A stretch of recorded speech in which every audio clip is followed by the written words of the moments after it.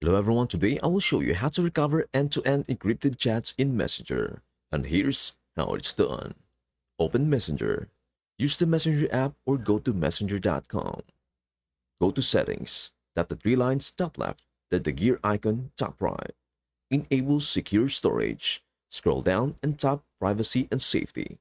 Tap End-to-end Encrypted Chats. Make sure Secure Storage is turned on. If it says Turn off Secure Storage, it is already enabled. Access Account Center. Go back to Settings, scroll down, tap See More, then Account Center.